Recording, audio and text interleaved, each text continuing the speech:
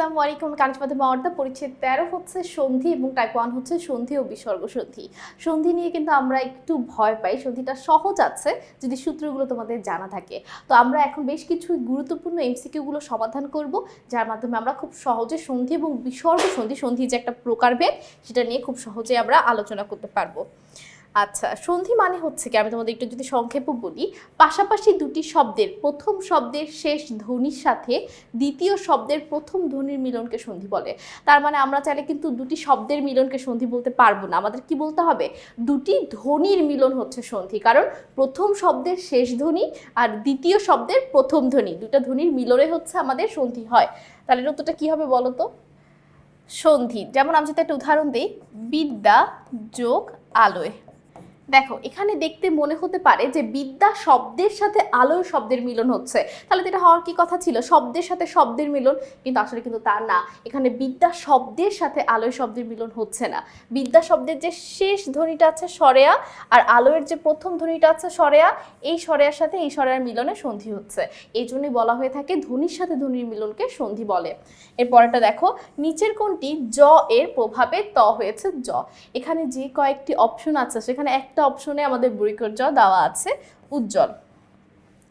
নিচের কোনটি বিসর্গ সন্ধির উদাহরণ? দেখো, বিসর্গ সন্ধি চেনার একটা সহজ ট্রিক্স আমি তোমাদের শিখিয়ে দিই, যেন তোমরা খুব সহজে বিসর্গ সন্ধি চিনতে পারো।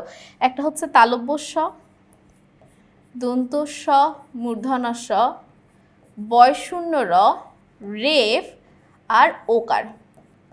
এই যে 6টি ধ্বনি আছে না, এই 6টি ধ্বনি মাঝে থাকবে, এই 6টি ধ্বনি চলে যাবে, ঠিক আছে। আর এই 6টি ধ্বনির পরিবর্তে বিচ্ছেদ করার সময় সেই জায়গায় বিসর্গ চিহ্ন বসবে।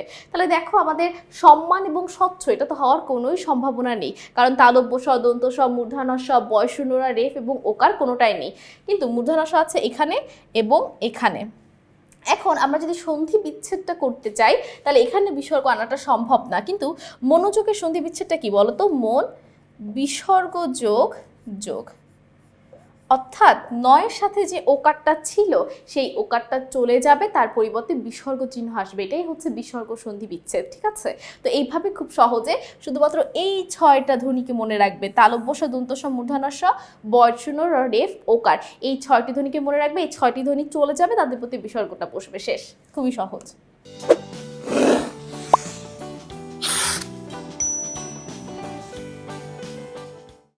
নিচের কোনটিতে বিসর্গ ও হয়ে গেছে?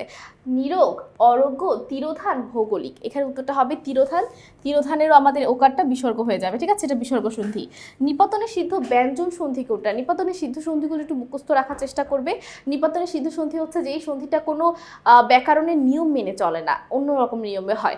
একাদশ হচ্ছে একটা বিসর্গ মানে নিপাতনে সিদ্ধ ব্যঞ্জন সন্ধি। এখন কথা হচ্ছে, তোমাদের মনে প্রশ্ন আসতে পারে যে এতগুলো নিপাতনে সিদ্ধ ব্যঞ্জন সন্ধি আমি কিভাবে মনে রাখবো? তোমাদের ঠিক এই বইটাতেই আমি বেসিক আলোচনা করেছি সন্ধির উপর। সেখানে আমি তোমাদের নিপাতনে সিদ্ধ স্বরসন্ধির ছন্দ দিয়ে দিয়েছি, নিপাতনে সিদ্ধ ব্যঞ্জন সন্ধির ছন্দ দিয়ে দিয়েছি, নিপাতনে সিদ্ধ বিসর্গ সন্ধির ছন্দ দিয়ে দিয়েছি। যে 3টা ছন্দের মাধ্যমে তোমরা খুব সহজে কোনটা কোন নিপাতনে সিদ্ধ সন্ধি বের করতে পারবে। দেখবে ছন্দের মধ্যে একাদশটা দেওয়া আছে, তো ছন্দটা একটু দেখে আসো, বেসিকে যাও, শুরুর দিকে বেসিকটা আছে, পরিচ্ছেদ 13 বেসিকটা যদি তোমরা একটু কিউআর কোড করো, এছাড়া লেখাতেও দেওয়া আছে, খুব সহজে তোমরা নিপাতনে সিদ্ধ সন্ধিগুলো মনে রাখতে পারবে। কোনটি নিয়ম অনুসারে সন্ধি হয় না? অবশ্যই যেটা নিপাতনে সেটাই কুলটা। কুলটা হচ্ছে নিপাতনে সিদ্ধ স্বরসন্ধি। নিপাতনে সিদ্ধ স্বরসন্ধি কোনটি?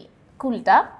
নিপাতনে সিদ্ধ স্বরসন্ধির উদাহরণ কোনটি? গোষ্পদ, একাদশ, গবাক্ষ, সম্মান। উত্তর হচ্ছে গবাক্ষ। ছন্দটার মধ্যে গবাক্ষও আছে, কুলটাও আছে, খুব সহজ হয়ে যাবে তোমাদের কাছে তখন নিপাতনগুলো। আচ্ছা, এরপরেটা দেখো, কোনটি নিপাতনে সিদ্ধ সন্ধি? গোষ্পদ, সংস্কৃত, পরিষ্কার, উত্থাপন। এখানে উত্তর হচ্ছে গোষ্পদ। কোনটি বিসর্গ সন্ধি? তপবন, বিদ্যালয়, পরিচ্ছেদ, দিগন্ত। কিছুক্ষণ আগে আমি তোমাদের যে কয়েকটা শব্দ বলেছিলাম সেই শব্দগুলোর মধ্যে দেখো, তালব্য স, দন্ত স, মূর্ধন্য স, বয়শূন্য র, রেফ এবং ওকার ছিল। আর এখানে যে অপশনগুলো দেওয়া আছে সেখানে একটা অপশনেই ওকার দেওয়া আছে, তাহলে তোমরা তো এই 6টা ধ্বনি দেখেই চিনে ফেলতে পারবে যে কোনটা বিসর্গ। নীরব শব্দের সন্ধি বিচ্ছেদ কি? নীরব একটা ব্যতিক্রম ধরনের সন্ধি বিচ্ছেদ হয়ে থাকে। যে সকল সন্ধির শুরুটা 9 দীর্ঘি দিয়ে হয় সেগুলো সন্ধি বিচ্ছেদে আমাদের কি করতে হয় জানো? 9 রশ্মি করে দিতে হয়। ঠিক আছে, তাহলে অপশনে আমাদের প্রথমটা এমনিতেই বাদ চলে গেল। এরপর দেখো এটাও এক ধরনের বিসর্গ সন্ধি, নীরব, নীরব, নীরস, নীরক, এইগুলো বিসর্গ, 9 রশ্মি বিসর্গটা হবে। তারপরে আমাদের সঠিক উত্তর হচ্ছে 3। নীরবের ক্ষেত্রেও যেমন হবে, নীরসের ক্ষেত্রেও, নীরগের ক্ষেত্রেও। কোনটি বিসর্গ সন্ধির উদাহরণ? আমাদের এখানে তোমরা আবারও আমি যেটা বলছি, এখানে বিসর্গ সন্ধির উদাহরণ কোনটা বলো তো? পুরস্কার। ঠিক আছে, কারণ মানে আমাদের দন্তস্বর এখানে আছে।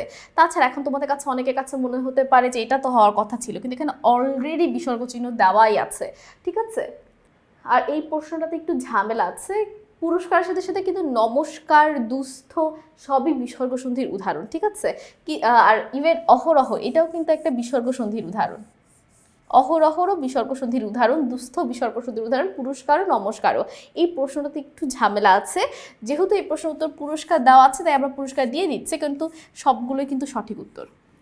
4টাই কিন্তু এটা সঠিক উত্তর হচ্ছে। ঠিক আছে, তো সকলকে অসংখ্য ধন্যবাদ আমাদের সাথে এই টাইপটি করার জন্য। পরবর্তী টাইপে আমন্ত্রণ রইল। আমি কানিজ ফাতেমা, যেখানেই শেষ করছি। আসসালামু আলাইকুম, আল্লাহ হাফেজ।